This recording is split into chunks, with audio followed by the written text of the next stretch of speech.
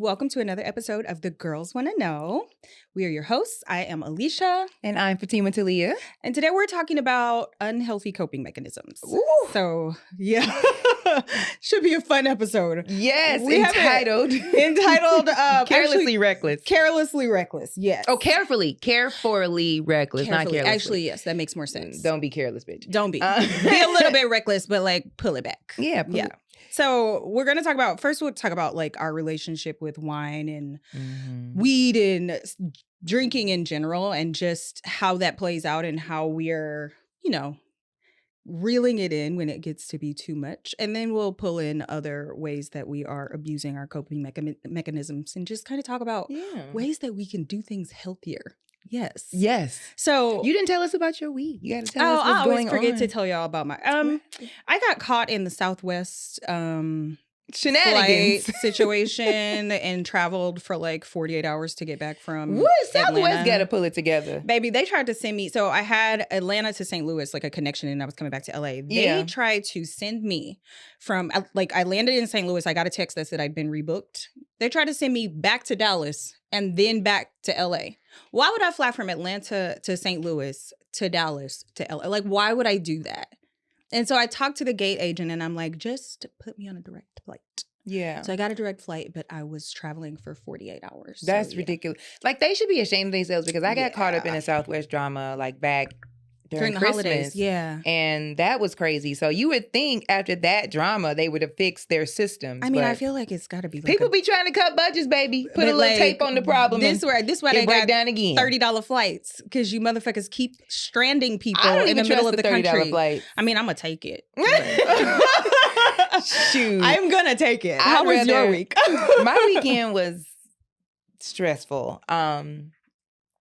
I definitely had more wine than than usual. It was stressful. I feel like it was like life changes and things that I'm trying to get out of life that ain't happened yet. And yes. Trying to balance time and schedule. Like, I feel like life now is just like so overwhelming that you be needing a glass of wine for breakfast, but that's a different topic. Let's get into it, baby. So that's actually a great time. That's a great segue into talking about how we're abusing our coping mechanisms, because I definitely am a wake and bake type of person. Okay. And so I am currently I'm like 3 weeks into a 30-day break from weed because I'm not a drinker. Like, drinking honestly makes me kind of nauseous. Okay. And so because it makes me nauseous, I have like completely switched the way that I like unwind to weed. But weed makes me overeat. So it does make you snacky snack. It makes me will make you snickety snack. And as a person who's lost a significant amount of weight, like I just okay, girl. I don't know. My bad. Okay, well, okay, wait. She kept going. I was like, enough is enough, girl. Anyway, sorry, guys. I don't know. I feel like I got on this thing where I was like, if I do smoke and I felt snacky, I thought it was fun to like make myself drink water. Right. That was just a game I was playing when it was weed. I feel like with drinking, there's no game. I'm just gonna drink it all. Yeah. So I have to cut. Like, I literally have to tell myself, you got to save the wine for the wine rack that you bought. Oh, yeah. No, I've never bought a wine rack. You like, there's wine no rack way. For what? No wine is ever in it. No, I've just never been ambitious enough to say, let me put this wine up here and not touch it for 2 weeks. No. You know what? If I'm buying wine, it's because I need it. When people have like a wine thing, I'm like, you must have a lot of wine. Yeah, no. That's because not my I'm going to go through all I'm going to drink my wine. Yeah. If I have it, I'm going to drink it. But yeah, I feel like a little, what they call it, a wind down. I think that is good, but I feel like you can catch yourself getting caught up in an actual wind down turns into an everyday thing because you get used to it. Like, it's the same thing with anyone. If they like, oh, I can't sleep, and they take sleeping pills. Yeah. Eventually they become addicted to taking those sleeping pills every day because they don't think they can sleep any other kind of way. Melatonin will, like, I was taking melatonin for a while because I was having trouble getting to sleep. And then when I wanted to stop taking melatonin, I could not go to sleep. It's the same thing. Like, your body builds up a dependency on it. And once you do that, you really have to go through the process of like weaning yourself off, or I guess it's like withdrawal or detox or whatever. And your body's like, where's our stuff? I know. I know. I mean, where's our stuff? I definitely would say I'm proud that I caught myself this round because it was just like, I knew this was like a bad habit I was kind of going down. And that's what we kind of want to talk about today. Like just being aware of the habits, because if you don't, it will turn into like abuse. Yeah. So and like you won't even realize you're abusing yourself in a certain kind of way. Like some of my, I wouldn't say some of my friends, a lot of people, especially in entertainment, they cope with how hard this business is through substance abuse. So, and then if you're around it all the time, you're definitely going to do it. So I think the start to like, if you're in a moment of your life where you're like, oh, I'm just stressed and I got to have a drink after work, you got to challenge yourself, I think. You definitely have to challenge yourself. I also think it's good to like partner up. So me and one of my friends did a sober accountability February. partner? Yes, you need an accountability partner. Me and one of my friends did a sober February. She cut out drinking and I cut out smoking. And it was so great for us because every time we would be like, oh God, I need a joint, or oh, I want a drink, we would like text each other and it would help us stay. And then y'all get attached to each other? No, I mean, we definitely by the end of February, we're texting each other like, yeah, I'm about to have a drink though. It's fine. Yeah, like it's fine. Yeah. But I think if you're trying to commit that first like couple of days where it's really hard to stop, because for weed, people don't like to talk about weed as if it's like an addictive thing, but it is. People get addicted to weed all the time. Totally. So I have found that when I'm going to stop, it takes me a couple of days to stop. Yeah. Or I'll say I'm stopping today, but then I'll wake up and smoke. Did you ever feel like you had withdrawal afterwards? I would definitely have anxiety, which I feel like isn't a withdrawal symptom. I would absolutely have trouble sleeping. My appetite would go away. And my appetite is already kind of down because I take an antidepressant that like reduces my appetite. So I definitely have withdrawal symptoms, but I also find that it levels out. And once it levels out, I'm like dreaming more, which I love. I love to dream. Like, I feel like I get downloads from the universe when I drink. Okay, I do. From the universe? Have very. And you just with a sober mind? Like with a sober mind, yeah. I want to know what the weed man got. My intuition is like crazy. So if I'm sober, which I've been for the last couple of days, I had a dream that I got an email that I was expecting. It's been a couple of days that I've been waiting on this email, and I dreamed that I was going to get the email, and the next morning I woke up and I had the email. That's great manifestation. Yeah. So definitely, like when you're not smoking, your brain is clear, your intuition is stronger, you're not overeating. But it takes a minute to like level out. So yeah. Also, weed can increase symptoms of depression, anxiety, and especially intrusive thoughts that come with obsessive compulsive disorder, which I don't know if people know. But like if you're finding that your intrusive thoughts are like OC, you probably need to cut back on the weed. I have those sometimes. I think I notice them more like if I'm consistently, at a time when I was consistently smoking, I would notice that I would have more anxiety. Yeah. I'd be like more like tripping, damn near pacing in my apartment. But I'm funnier. Yo, the jokes I be writing be so good. Baby, the brain be rapid fire, don't it? Baby, I be going through my notebook like, but I can't handle life. Yeah. But it makes me funnier. But yeah, I'm not really like a smoker like I used to be. I think I like wore it out. Like when I was like really depressed, I was waking, baking. And I was at the time where I was working, I worked like delivering groceries. I worked for Instacart. So I would wake up, get super high and then deliver groceries. But it helped me get through the grocery day. It does. It helps you get through any day. Yeah, it was, but it to a point though, I started noticing though that I would be more anxious. Yeah. And I'd be like tripping. But then like when I stopped, because when I stopped smoking weed, like you don't think that it gives you like withdrawals, like it's calling me, like literally. It really does. You it cannot will really sleep. hit the hotline, yeah. You cannot sleep. I feel like I was like stressing more, like having more anxiety to get off of it. It was like, you damn if you do, damn if you don't. And then like when I got off of it, I noticed that I was like calmer, but I was like, I want to write those jokes. I don't. So this is what I have found, because weed is like, it's a recreational drug. So it's not meant to be done every day, right? You're supposed to do it in moderation. Well, I thought, not to cut you off, but I thought that most people were using weed to help suppress anxiety and depression. Cannot. It's not meant Weren't to they advertising it as that? So I feel like when medicinal marijuana started becoming legal, people were trying to say that you can use weed to help with anxiety, but it's literally supposed to be a spot treatment. It's not something that you can use on a daily basis. Because when you use weed on a daily basis, not only does the impact of it lessen, so you'll notice that the longer you smoke, the more you have to smoke to get high.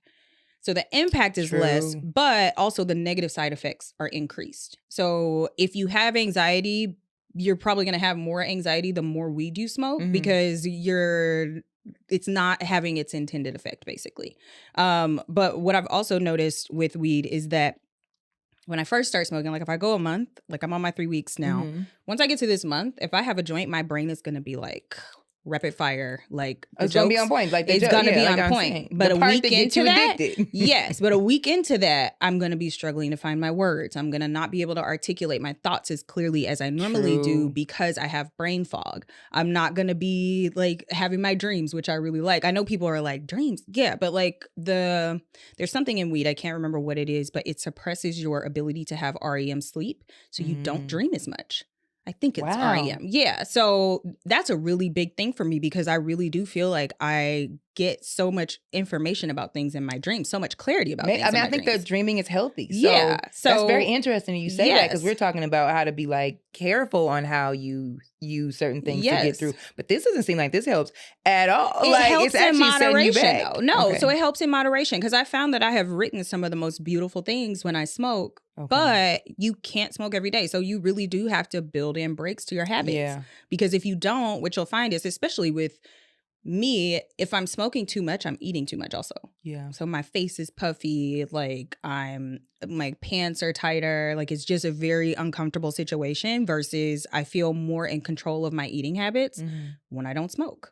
So it really is a thing where you have to do it in moderation. But if you're drinking wine every day, you notice that you have a little bit of a your fupa might be a little out of control. I got a wine fupa. Yeah. Like everything just has to be in moderation, and it sucks because really it feels so great to like sit on your couch and watch a funny movie and like gag because it's hilarious because you're a little bit high, but like you can't do it every day. I feel like I don't really smoke now.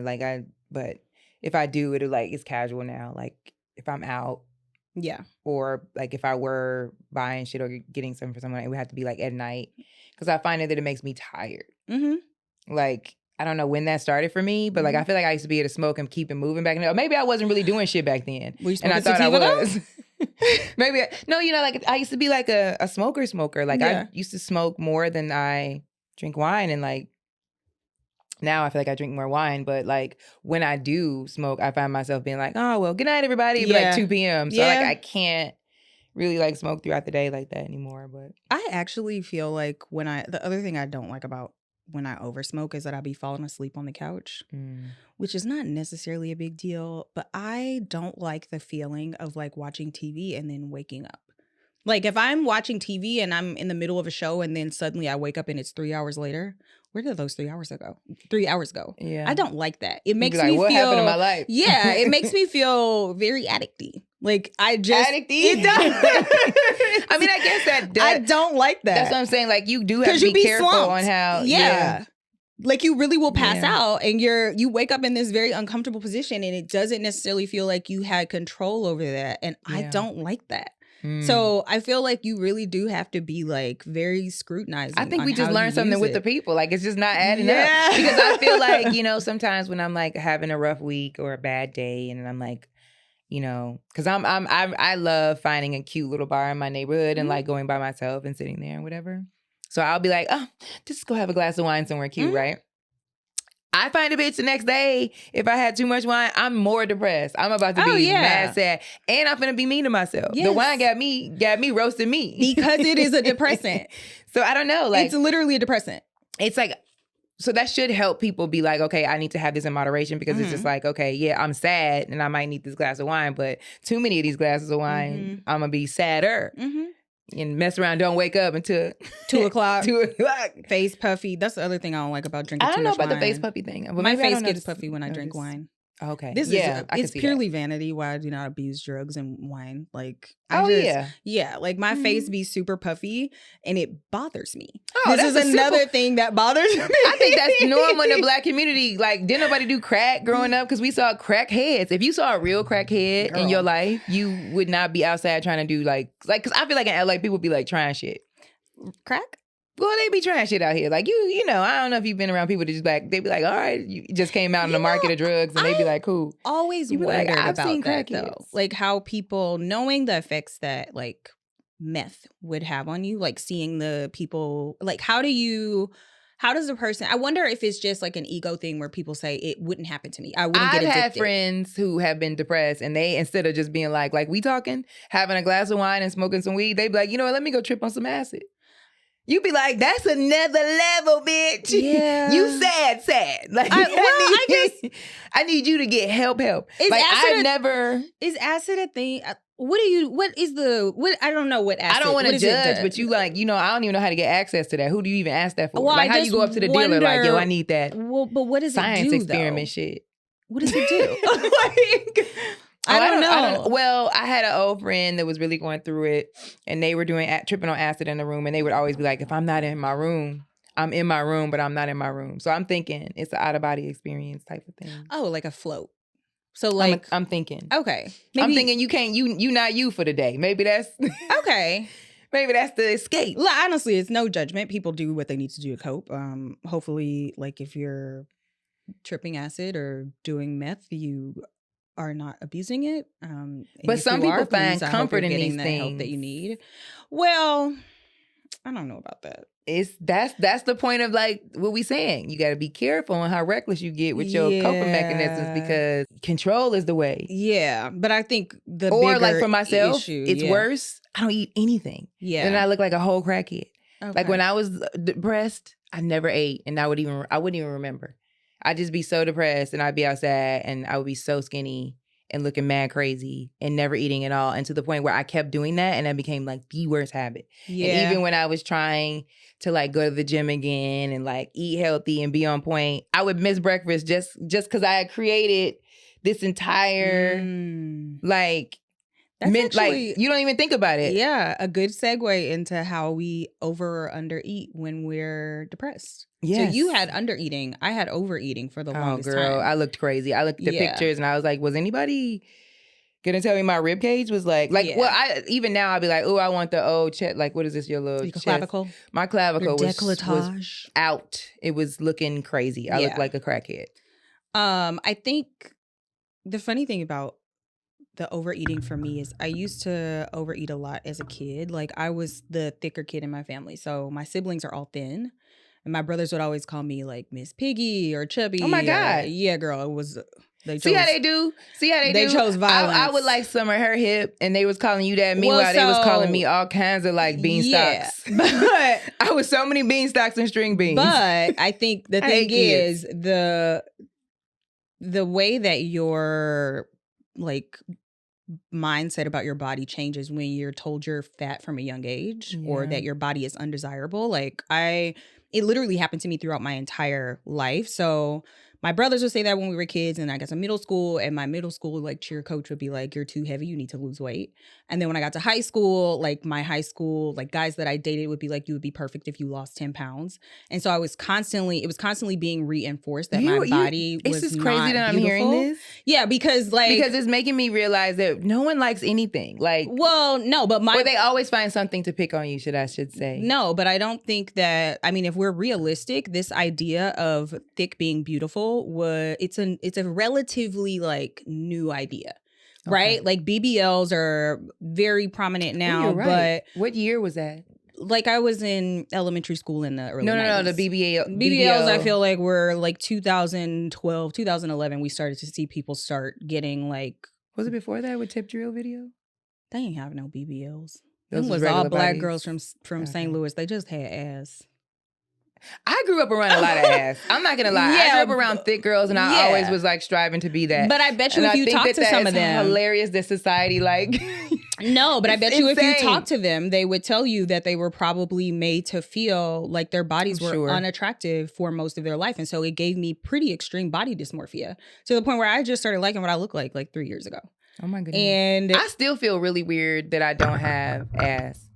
I used to get told I needed 2 wallets in my back pocket. Damn. Okay, listen. That's why I'm laughing, because I'm like, wallet. See how people pick on, like people used to turn up on me. I used to be so skinny, and I still am, and I still feel kind of like insecure. But I'm like, just hearing this, I'm like, oh my God, you damn if you do, you damn if you don't. You do. People be picking on like, you like, oh my God. Because I remember growing up, like I grew up around a lot of like girls who were very curvy. In Chicago, it was like that. All the women in my family are very curvy. And they used to pick on me super hard. It's like, Tima, your stomach looks like a back. They used to turn up on me.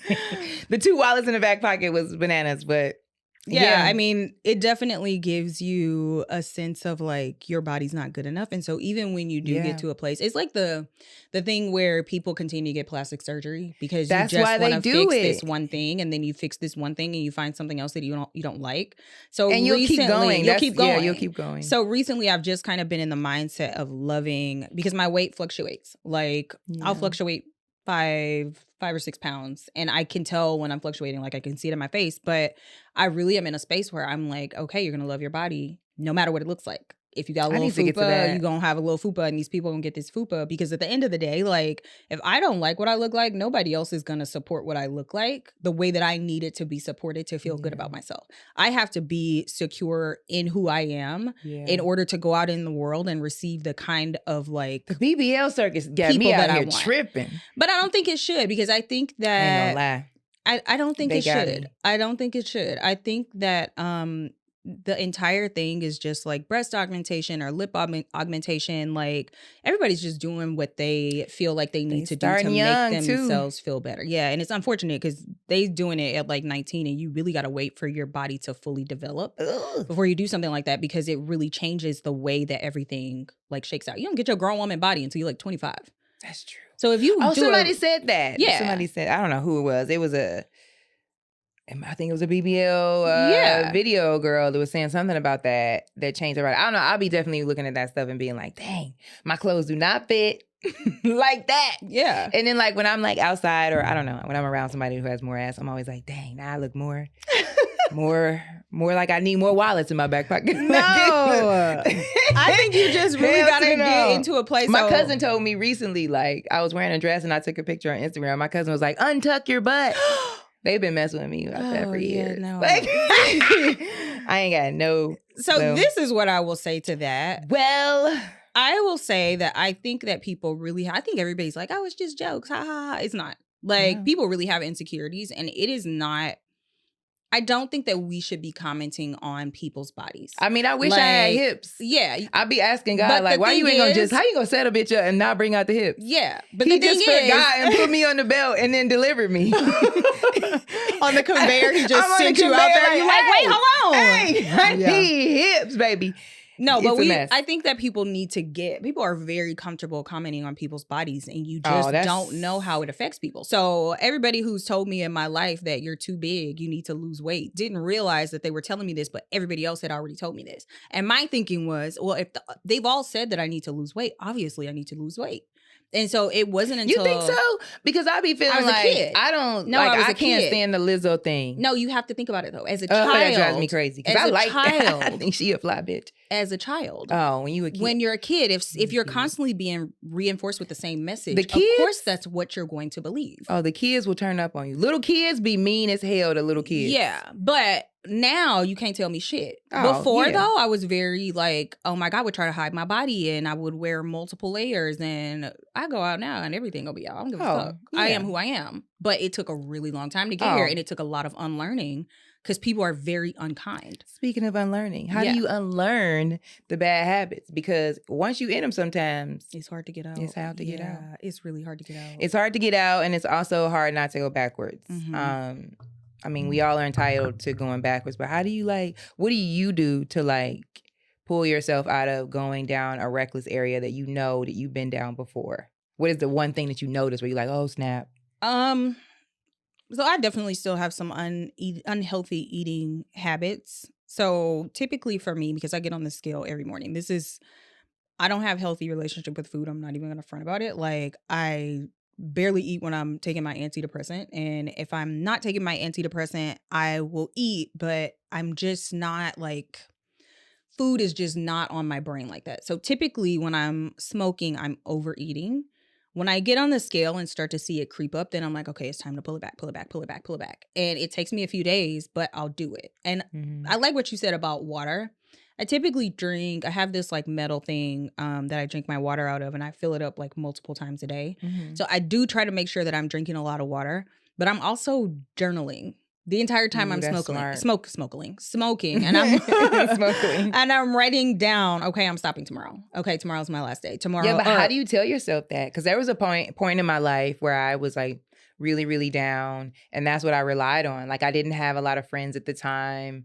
And I do have some friends like that who don't have friends because it's hard to make friends when you're an adult. And your life changes where you're just working a lot and you don't really have time to like go out and do stuff, especially nowadays.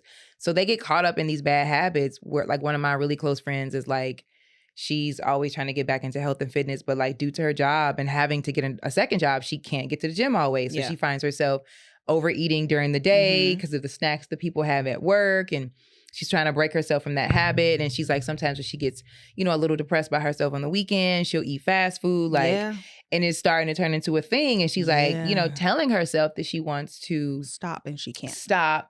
But, you know, maybe that feeling that day is like, you know what? This the last day. I'm going to do this. But it's always the last day. Yeah. That's the thing. The last day gonna come like 10 times before it's the actual last day. Yeah. There's apps that you can use too. There's something I use called Grounded, which is we'll put that in the we'll put it in the notes. But it's called Grounded, and it basically helps you track how long you've been off of weed. So you put your quit date. Oh, it's a weed tracker. It's a weed tracker, but then they also have, I can't remember what the one for alcohol is, but I'll figure it out. We'll put that in the notes as well. You basically put in your start date, and you can go in there every day and say, did you smoke? No. Did you smoke? Yes. Oh, you got to manually do it. You manually do it. Well, it keeps track of the days that you've gone. Okay. But if you want to like journal it, you can. And it's free to just keep track of the days. If you want to talk about the urges, if you want to like have a more in-depth experience, then you do have to pay for it monthly. But I have found that opening that app and seeing that I have not smoked for 20 days, I feel really good about that. It reinforces. And so I would also start the app every day. This is my day where I'm not going to smoke. And then if I would smoke, I would just restart it. Yeah. Like restart the day. Another thing you I can guess do, there's like there's different types of routines. Yeah. Go ahead, and you were going to say another Well, thing. I was going to say another thing that you could do, and I literally feel like I talk about meditation every day. I'm like such a broken record. But they have meditations for stopping weed and drinking. Okay. I mean, they have now. They do. The shit works, but it's real funny because I was doing one a couple years ago to stop drinking, and I called my sister and I'm like, I don't know what's going on, but I keep getting nauseous every time I drink. And she was like, haven't you been doing drinking meditations to stop drinking? And I was like, yeah. And I was like, they really get in your head about how wow. So if you're really committed and you actually want to stop, hypnosis will do it for you. Yeah. I mean, that's the same thing I was going to say as far as routine, like, because I'm not a very structured person and I have ADHD. So like I could never rely on an app to probably help me because I would have to manually go and look at it. But I do have to like create some form of scheduling for myself or like a daily routine in order for me to stop bad habits. Like, especially with my eating habits, they're still not that great, but telling myself to get up early and making like, I have to pre-make stuff to eat for breakfast. Because since I get up too early and I'm always at the gym, I probably won't eat breakfast at all. And like when I'm depressed, I probably will forget all the other, like recently I was like upset about something and I didn't eat. And I went to the gym and was like almost ready to pass out. And I was like, why do I want to pass out? But I was like, you haven't eaten anything all day. Yeah. So you kind of just got to set a routine for as far as like eating habits and stuff goes. And if you are in a state where like because I get like that sometimes when I like really get depressed, like where I'll only want to lay around and like swirl on my phone. And TikTok will tell you like, you need help. Like TikTok be reading it, but like, I think the routines that I set for myself being like, okay, tomorrow it's a 7 a.m. meditation. It's an 8 a.m. gym. You know, you got boiled eggs made for you to eat something before you go to the gym. Like you have to like kind of set yourself up. So I don't know. Like I guess I want to, because I do have friends that just can't find it. Like some people can't find the way to the self-starting. So another thing that has helped me before, when I used to drink wine a lot, if I wanted to stop, I would drink my sparkling water out of a wine glass. I've tried that. It helps. It works. It definitely helps because you feel like you're having a little like a little fancy little treat, but you're not actually. And I also, I mean, this is kind of granola, but like if you're really like, oh, I feel so bad, like I really need like a joint or I need some wine, you can work out. It sucks. It's so fucking annoying to like go put on a sports bra when you really want to smoke you like when I really want to lay down. But the reason you want that joint, you're going through like a withdrawal symptom and your body is looking for something to like reduce the cortisol. Yeah. So working out is a great way to do or that. finding your way outside. Going outside for a walk. Yes. Because sometimes I can't psych myself out. When I'm like really, really upset and depressed, like even if I'm like, oh, working out will probably make it feel better. But I'm like, my body is just like not as good as this sadness on the couch with this blanket though. Yeah. So like, that's how my mind thinks. So like, I literally have to be like, just get up and go outside and get in the sun. Yeah. It's something about getting in the sun and the fresh air that's going to like make you feel a little lighter, even if you walk around the block and cry. And it does the vitamin D is really great. Yeah. Better. But like I think self-starting, because I do have friends that really struggle with the self-starting or being able to break certain habits that they really want to change in their lives. And like, I think a lot of times too, like for many of us, like it's hard to be self-starting when you're in the crap. Like say you're like, I hate my job and you want to leave and you can't and you got to work there.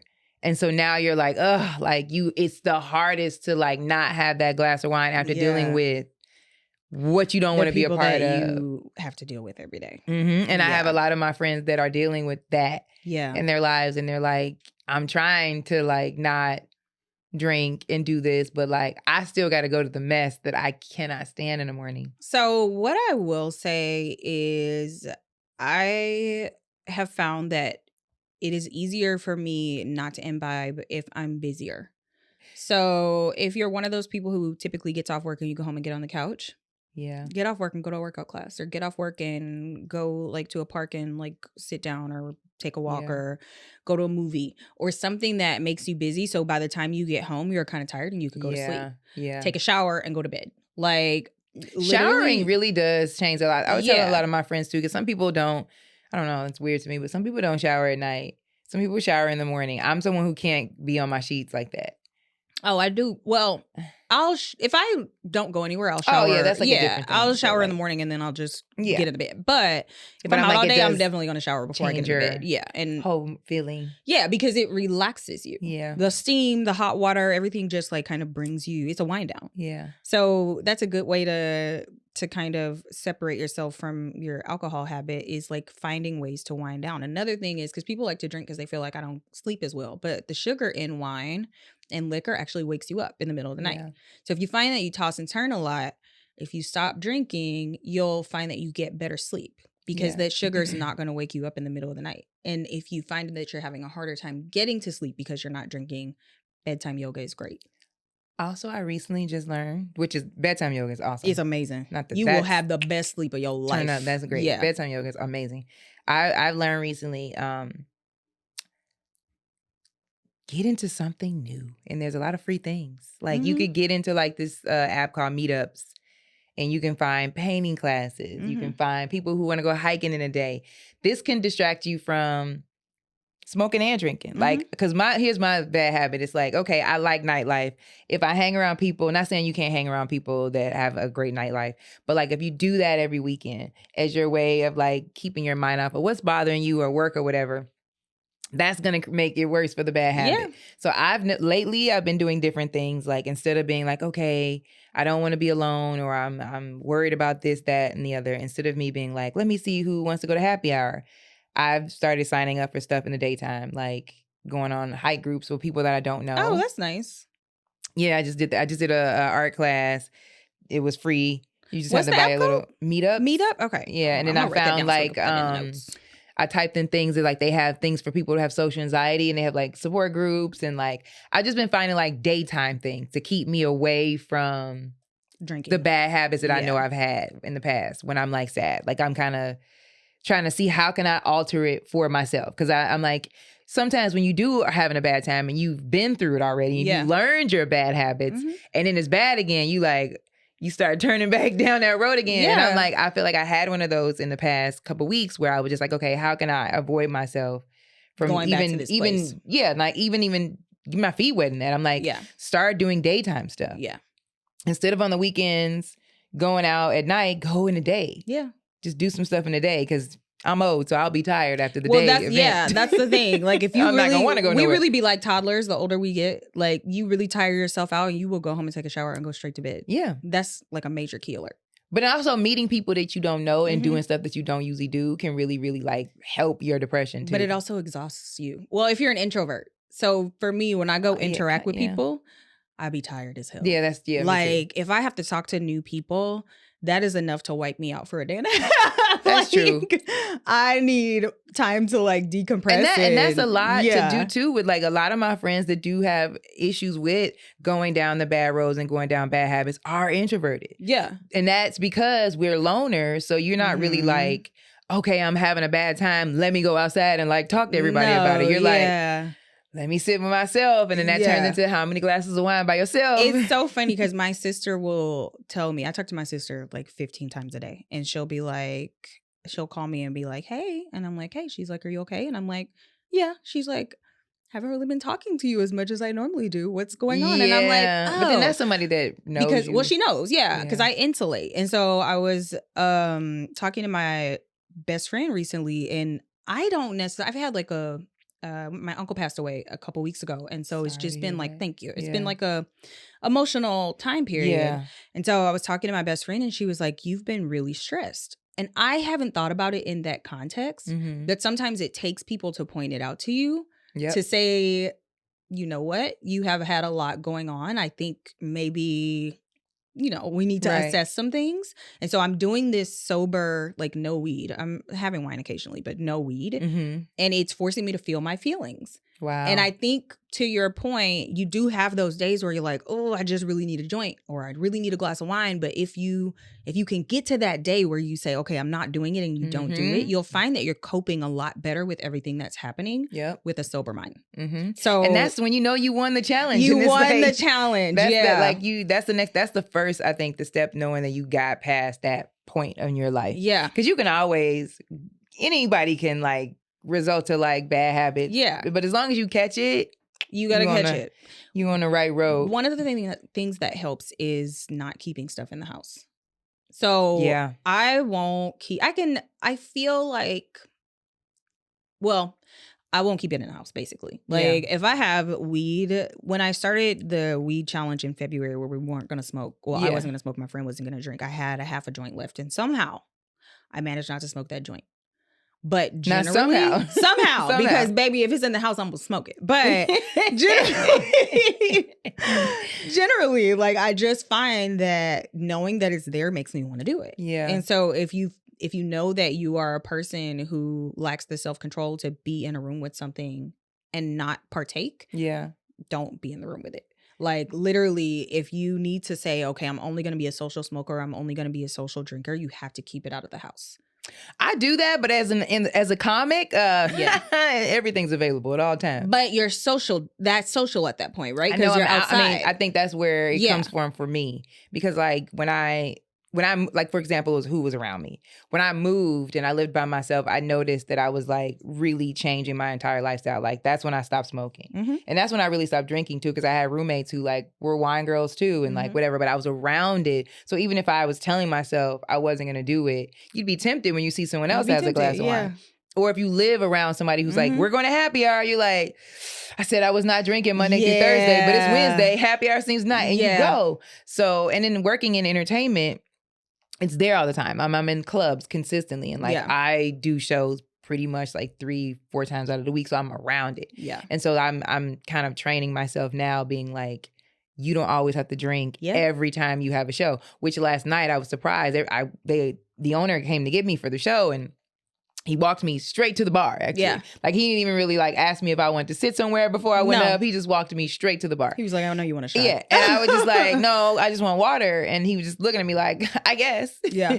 They gave me the water, but that was like, this is my practice to, like, go on this stage. And I always think I have to have a drink every time. And, like, that's hard when you're around it. But you feel so proud of yourself when you don't, though. Yeah. Yeah. Yeah. But that's what I was saying. That's what, like, triggers me sometimes, to go back down the road that I don't want to go down. You're around it, so you kind of gotta change your surroundings a little bit. That's why I'm like starting to do like more daytime stuff on the weekends, because you don't, like, when you're depressed, you don't want to spend time alone. But then you're like, most of your friends are like, well, we're going out tonight, or and I'm just like, to avoid me from going down this road, I'm trying to do day stuff. So I actually feel like then the accountability partner really is a major key. Because remember when we went out a couple weeks ago and I wasn't drinking?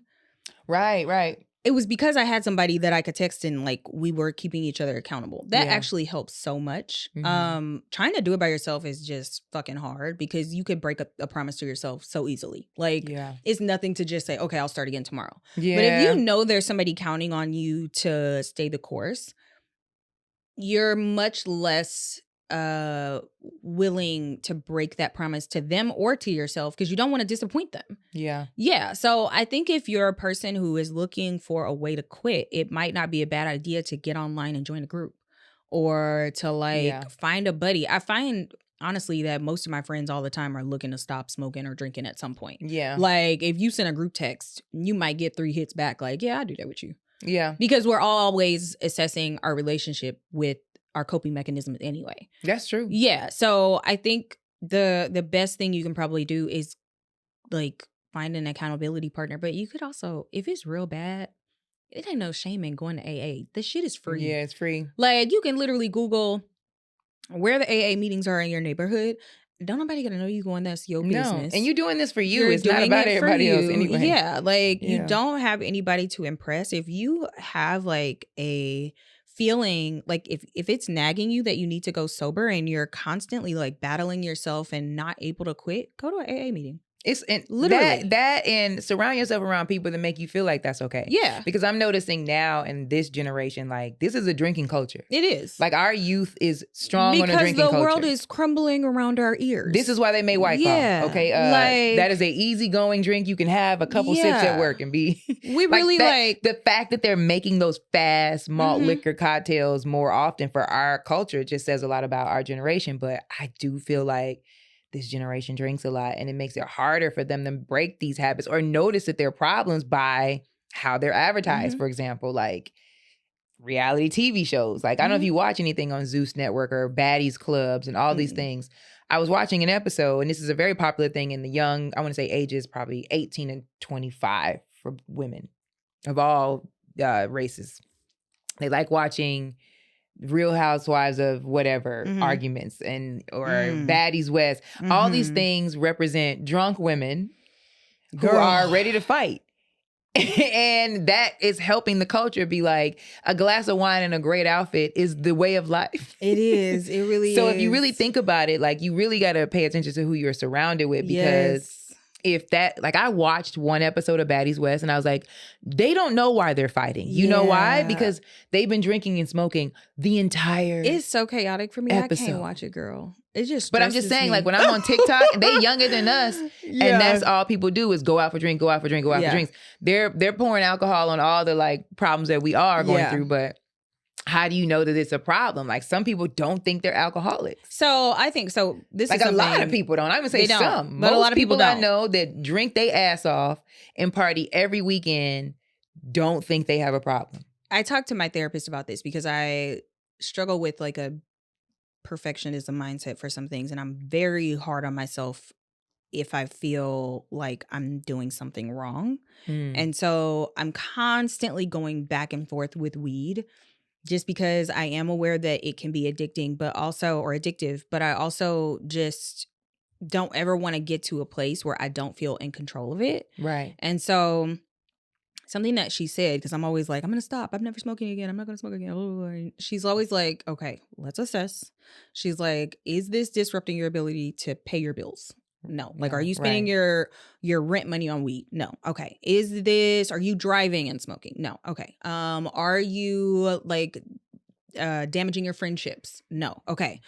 She just goes down a list of are these things being impacted by your weed usage or your alcohol usage? If not, then no. And so for people who are finding that you're so hungover that you can't do your job or you're so drunk in the middle of the night that you're like throwing up off of the side of the bed or you're peeing in the bed or you're arguing with your partner. These are things that are damaging to your life. That is when you have to say, okay, something has to give. I can't really live like this anymore. I've been late to work 15 times because I was too hungover to get out of bed. Like it's time to really change your relationship with the way that you're imbibing. people don't like to admit that though. Yeah. They just feel like, oh, I'm just having fun. It's fine. It's not a big deal. But if you go through the checklist and you're negatively impacted by your consumption, it's time to change the way that you consume. Yeah. And there was, before pandemic, that's the crowd I was around. The crowd I was around where we turned up, we binged, and people were having trouble getting up in the next morning. We'd wake up and be like, do we all fight physically? And then people, like, literally, no lie, like, we would argue and fight, and things would get broken, and things would be like next level like that, to the point where after I moved, I was like, yeah, you need a whole like, what? I mean, I think I like fought my ex-boyfriend in front of a Dunkin' Donuts. Oh my God. Girl, the struggle is real. Listen, I had to go through some definite changes. And like, for me, like now I'm learning, I also, like I said, suffer from ADHD. So that's like a form of what I'm learning now from my doctor that plays into depression, plays into anger. That is partially why I ended up in anger management from ADHD. Like, it causes you to be turned up. So like, if it wasn't for all those things, I wouldn't probably be able to, you know, catch when I'm tripping. But yeah, it's your surroundings. It's your surroundings. It's your surroundings. It's also how... So watch those people that you work with, that all y'all having a bad time at work, and there's a one person to be like, let's go have drinks after this. I've been in those situations because we all having a bad time at work. Have you been at work where everyone's like, oh, I'm so sick of, you know, and I worked in a food industry. Keep doing this? Yeah. And so the food industry was a very easy industry to just like really get addicted to things. Yeah, but also you could get it for the low or free. So we were drinking at work. And they'll give you a shot and it's just like, didn't even happen. So there was a lot of people that had like real, like legit issues by drinking your entire shift. And then we would get off and then go have a drink after that. And then you'd be crashing at like 6, trying to like this is a problem. This isn't your partying. Yeah. Like I remember like when we all lived together, like everybody claimed it was like we were just having raged out weekends, when I'm just like, no, I fought such and such. Girl, the struggle like, is real. I punched him in front of the Dunkin' Donuts. So I think too, you really have to be like, so this is why I don't like the passing out thing.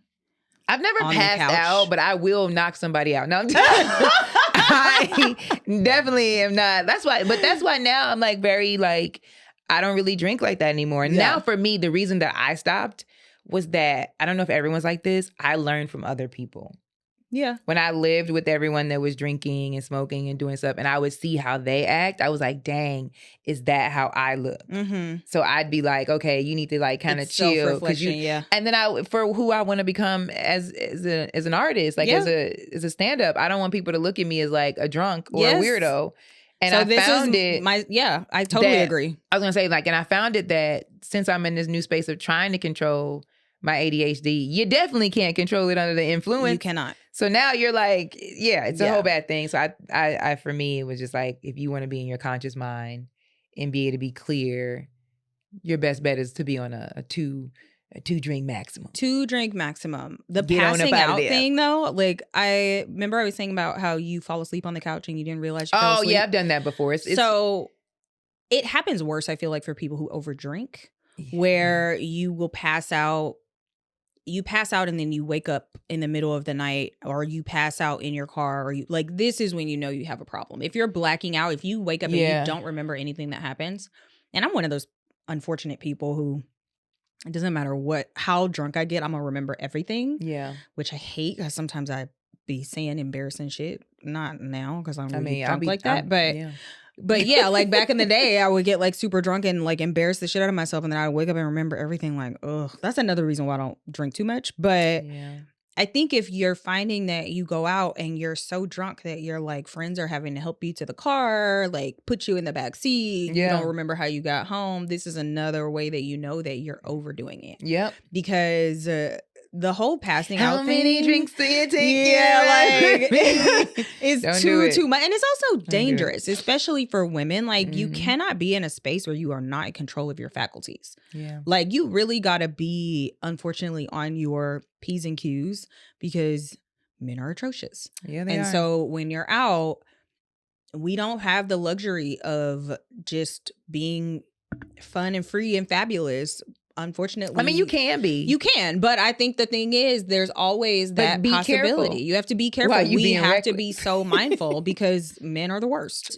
Of course, men should just be better people, and you shouldn't have to worry about shit like that. That'll take us off to another conversation. It would, but I do think if you are in a mood to go hard like that, go with your friends. Be with your responsible girls. people. Yes, be with your girls. Make sure that your girls have your back. And we are very like me and my girls when we go out. Everybody going to the bathroom together. Like, it's a whole it's a whole situation, and we will absolutely like guys. You're like she cock blocking. Yes, I'm absolutely going to do that, sir. Out of her face. And if you saying that, sir, you are indefinitely you're a predator. Like, please move it that away. Man. Like, go away from us with that. Like, for real though. But for real, I think it's very unfortunate that we have to be that cognizant of what we do and how we are and how we consume, but we're just never safe. And so you gotta do what you gotta do. It fucking sucks. Men are the worst.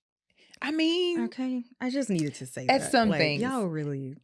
Other things, we need you. Look at me like. I'm like, no, I do feel like though, you do have to be careful about old bad habits and old things that trigger your bad habits too. Because sometimes it doesn't necessarily have to be like work or anyone you're around. Like for me, sometimes it could be a good old fashioned menstrual situation. Oh, girl. That week before my period will have me being like, we need a glass. Because then my past comes back as a spirit. Girl. A little girl in my room being like, nobody likes us. And I'm like, oh no, is that young me? And she's like, yeah, we have no ass. And so now we're crying and then we need wine. So like, that is also something I think people need to learn how to do is like, how do you fight the past, baby? Because she comes back. I mean, especially for women, I feel like we deal with that more because of the emotional, hormonal change we go through every month. Yeah. So that kicks off wine, and that puts me in. Like, I don't know if other people, and I don't know, mine actually triggers things that are the whole problem. Like sometimes when my period's about to come, I won't be hungry at all. It'll just be like not eating for days. And then I'll be like, oh, you had one French fry for this whole week. Yeah. And you wondering why you can't get through nothing. And you, like one day, I was about to go on my period and this was so unhealthy. And I was mad at myself because I'm like, you too old for this. I had to order food and I couldn't get off my couch until it got to my door because I was like, you gonna pass out on the way to the door. No, I get it. You gonna drop dead. I think the funny thing is that when I opened the door, I was like, I think this is it. I was clammy. That's sad. Get your life together. But I honestly don't feel like we need to like. So I think the key here is moderation. Yeah. You don't have to stop completely. You just have to be mindful. Yeah. And if your period is wreaking havoc on your body and your psyche, have a glass of wine. If you need a glass of wine. Like if you are having a really hard day and you want to have a joint. But eat. Have a joint. Eat.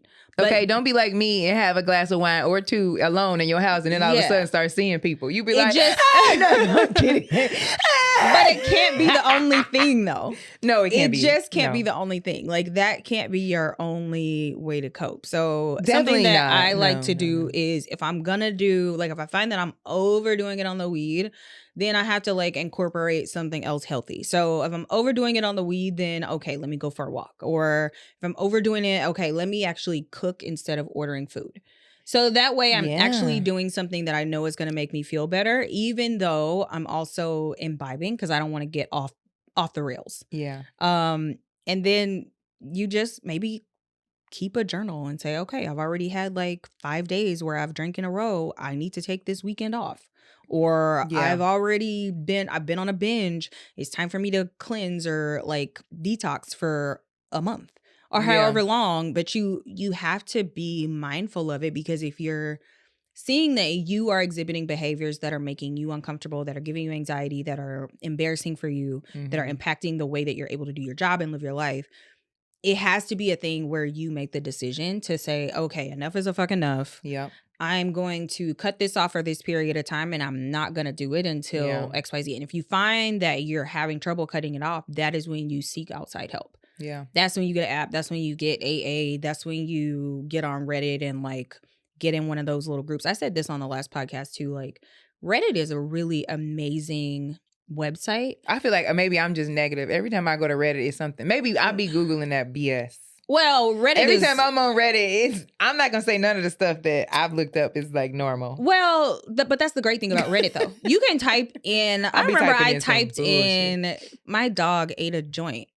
And it was they had an answer for that. But Reddit has an answer to everything. Sometimes it could get a little outrageous. It's really specific though. And there's somebody gonna write something like, first of all, you goofball. Like they're gonna curse you out. If you let your dog get a joint, you're a terrible dog mom. Whole time it was like a kiwi strawberry joint and he thought it smelled good and so he ate it. And I didn't, he never eats weed. So for me, I was just kind of like, oh, why would you do that? And he's like, it was kiwi and strawberry. Hello. He was like, that's why. Baby, he was turned. Oh my, I've seen so many videos of dogs being, that's funny to me. He was, and I took him to the vet and they were like, because I just couldn't figure out what was wrong with him.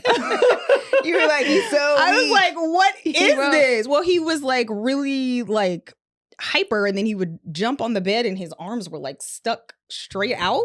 And I was like, what happened to him? So I took him to the vet and she like looked at him and she was like, he has toxicity. Do you have drugs in your place? And I'm like, drugs? What? Because I don't really consider weed drugs. Like, you like this man got some cocaine. And then I'm like, oh, he ate my joint. I was like, oh no, give me my dog. She was like, he needs an IV overnight. I'm like, no. They do. And they gave him a water pack and like he was fine, but nobody never died. The vet don't play no games. They don't. Baby. They be wanting to charge you $5,000. Yeah. And the thing is, my dog is barking. That is abnormal. Exactly. That's $2,500. Thank you. Nobody's died from a weed overdose though. It's just not a thing. No. So I took my dog home and I cuddled him because I'm sure he was freaking out. He had a water pack. He woke up the next morning. He was fine.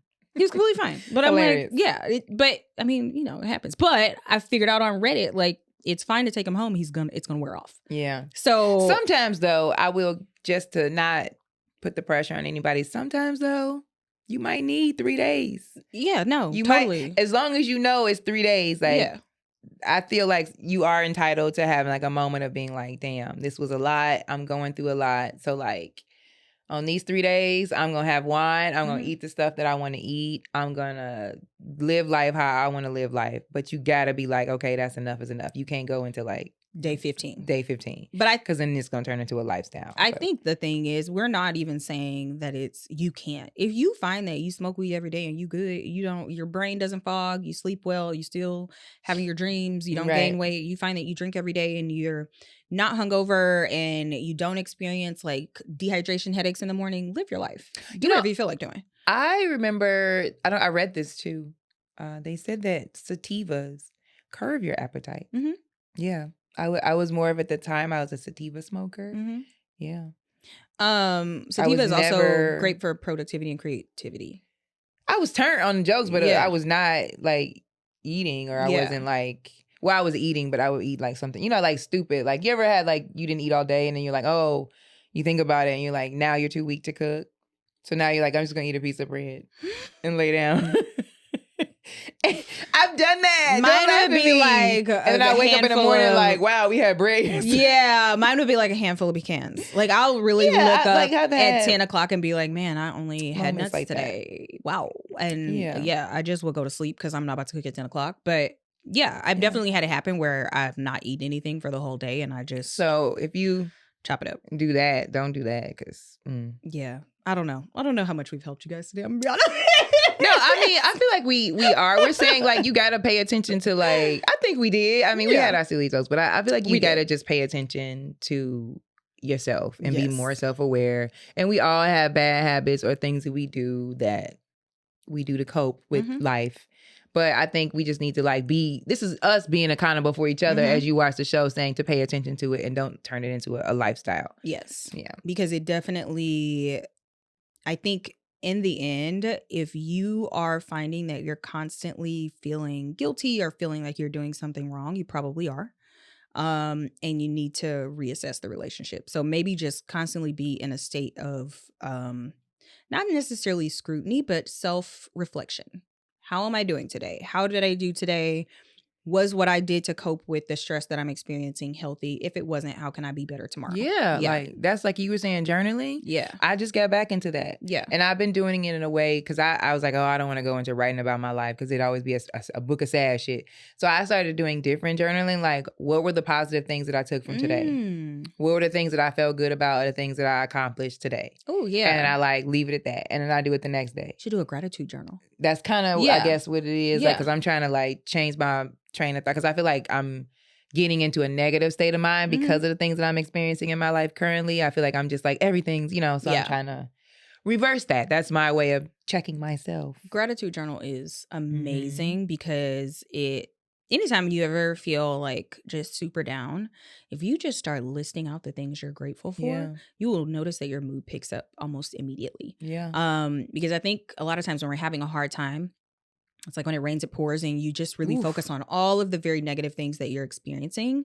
But if you get into a space of gratitude, like you really sit down and just list off one by one what you're grateful for, you'll notice that you get like the endorphins kind of pick up a little bit. They do. Cortisol slowly starts to reduce, and then you get like a little bit of a dopamine shot. And then next thing you know, things you are going lit, at a job actually. you hate with a smile on your face, exactly, baby. Okay? Exactly. Now, we ain't gave you nothing. We gave you how to go to work dead and sad. No, I'm kidding.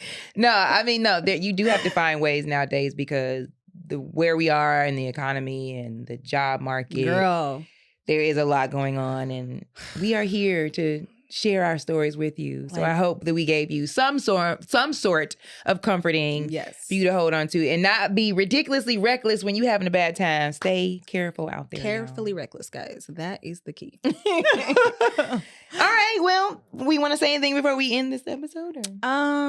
Just want to say that if there are resources that you have found that have been helpful for you in like managing your coping mechanisms and managing like things that you use that are not necessarily the healthiest, but you enjoy them, put them in the comments. We would love to know. Yeah. Put them in the comments. Make sure you like, subscribe, comment. Just kind of like let us know what you guys are thinking. And thank you so much for watching. Yes. And you can find us on Instagram, TikTok, and YouTube, all under The Girls Wanna Know. Please follow, share, and tell us what other things you want us to talk about. Yeah. Thank you so much. And Thanks, we'll see you guys later. Bye.